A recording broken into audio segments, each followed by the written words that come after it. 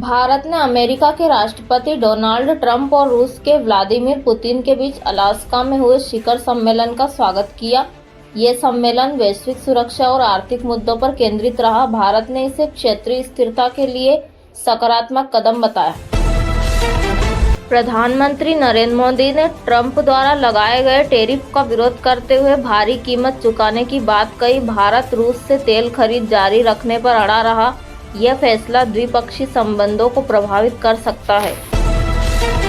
Trump ने भारत पर 50% tariff लगाने की धमकी दी क्योंकि वार्ता विफल रही। ये रूस से तेल आयात को लेकर विवाद से जुड़ा हुआ है। भारत ने इसे अनुचित बताते हुए जवाबी कार्रवाई की चेतावनी दी।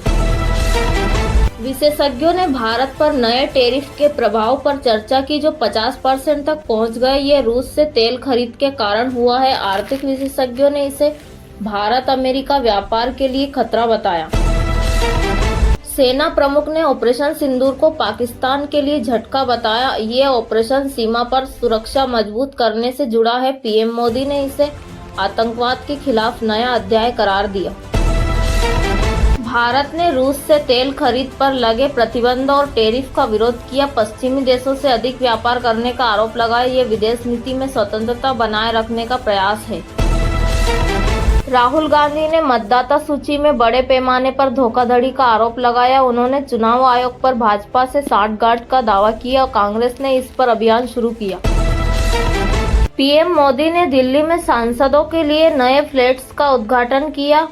184 फ्लैट्स का निर्माण पूरा हुआ। ये सांसदों की सुविधा बढ़ाने का कदम है। भारत रूस से संबंध छोड़ने का जोखिम नहीं उठा सकता, विशेषज्ञों ने कहा। ट्रंप ने मोदी का रूस अलग करने की कोशिश की। ये रक्षा और ऊर्जा निर्भरता से जुड़ा है। कांग्रेस ने ओडिशा में अनियमितताओं का आरोप लगाते हुए अभियान शुरू किया। लोगों से वोट चोरी के खिलाफ रजिस्टर करने की अपील की। ये चुनावी प्रक्रिया पर सवाल उठाता है। भारत में सोने की कीमतों में तेजी। 24 कैरेट सोना 1,03,040 रुपये प्रति 10 ग्राम पहुंचा। रक्षाबंधन पर गिरावट के बाद उछाल आया। चांदी भी 1,14,381 रुपये प्रति किलो पर कारोबार कर रही है। सोने की कीमतों में मजबूती। तेजी 1,03,000 रुपये तक पहुंचने की संभावना। वैश्विक अनिश्चितताओं से समर्थन मिला। MCX पर सिल्वर भी ऊपर की ओर। भारत में मुद्रास्फीति जुलाई में 8 साल के निचले स्तर 1.76% पर पहुंची। खाद्य कीमतों में कमी से राहत मिली। RBI की नीति पर प्रभाव पड़ेगा। बेरोजगारी डेटा पर सवाल। 70% अर्थशास्त्रियों ने इसे गलत बताया। जून में आधिकारिक दर 5.6% थी। स्वतंत्र विशेषज्ञों ने अधिक बेरोजगारी का दावा किया। उपभोक्ता मूल्य सूचकांक जून में 2.1% पर पहुंचा। जनवरी 2019 के बाद सबसे कम। ये 8 महीनों से घट रही है। आर्थिक नीतियों में बदलाव की संभावना। भारत वैश्विक शिक्षा हब के रूप में उभर रहा है। विदेशी विश्वविद्यालयों की सख्त नीतियों के बीच कई छात्र भारत लौट रहे हैं। एडमिशन और वीजा चुनौतियों से लाभ। नए कोर्स, स्कॉलरशिप और रिसर्च स्टडीज की घोषणा। कॉलेजों में प्रवेश प्रक्रिया तेज। घटनाओं का कैलेंडर जारी।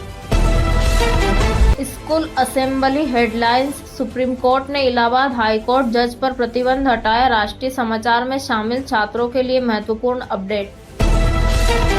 अमेरिका भारत संबंध। ट्रंप मोदी ब्रोमांस के बावजूद नए निचले स्तर पर रूस पर निर्भरता बनी रहेगी। सामरिक स्वायत्तता बनाए रखने का फैसला।